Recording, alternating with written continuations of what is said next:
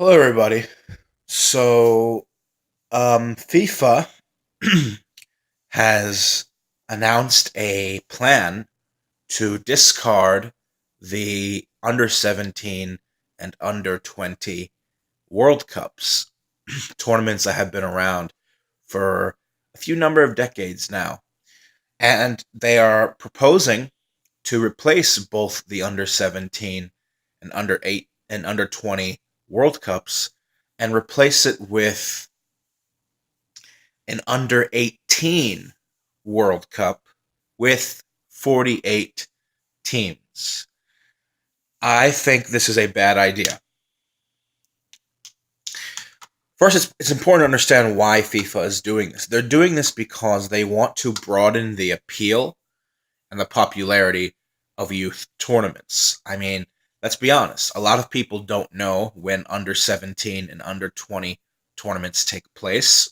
They don't watch them. Viewership is not as high. Ticket sales are not as high as senior men's international tournaments.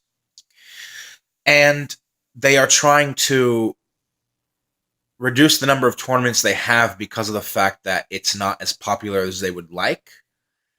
While also the expansion to 48 teams, they're doing that to keep in line with the expansion to 48 teams in the Senior Men's World Cup that will begin in 2026.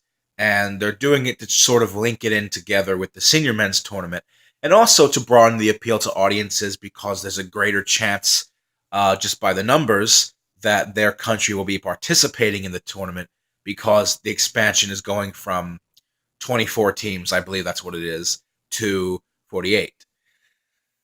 So basically, they're opting out of competition to go for popularity. And I think this is a really bad idea. Number one, because, well, this is really the main reason, like 80, 90% of the reason why it's a bad idea. It's a bad idea because when you look at the under 17, under 20 levels, there is a vast difference, in all honesty. Teams that normally succeed at the under 17 level usually consist of African sides, a few European teams here and there, but usually in the under 17 level, you see a lot of the non-European teams really thrive. Now, this year, the under 17 final, we have England versus Spain, but all European finals are not as common as they are at tournaments at a higher level than the under 17s. Under 17s, like I said, the most successful team in the history of under 17 World Cups is Nigeria. Um, and if you look at the teams who typically dominate at the under 17 level or are considered quote unquote powerhouses at the under 17 level, they're not the same teams that are powerhouses at the under 20 level. Because just as there is a noticeable gap in quality between youth tournaments and major men's senior international tournaments, there's also a gap between age groups in youth tournaments because under 17, let's say a 15-year-old up-and-coming talent, if this is an up-and-coming talent and say he's 15, 16 years old, you better believe he's going to be a better player once he's 18 or 19. See, that's the problem with what FIFA is doing. They're putting under 17 and under 20, that 3-year gap, they're putting it under a microscope and they're deeming it pretty much as being worthy within the same sentence, as the same thing. But it's not the same thing because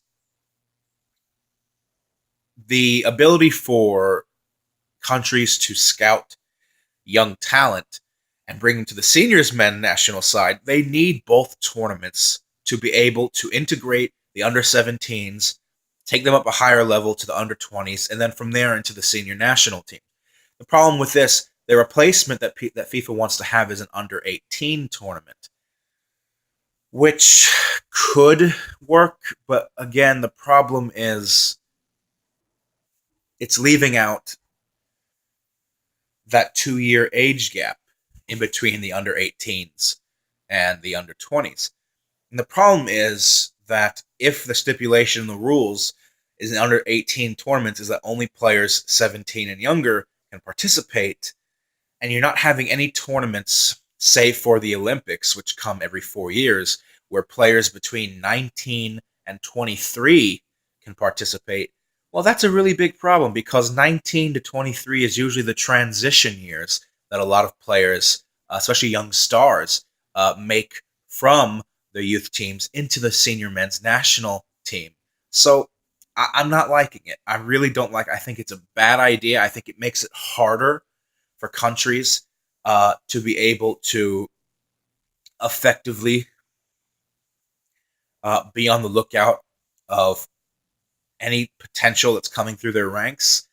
And I just think that number two, which is not the main reason, but it is a reason, it takes away the joy of more competition because I like youth tournaments. I don't like them as much as I do senior men's international ones, but they're still interesting nonetheless because you get to see who is up and coming, who are rising stars in the world.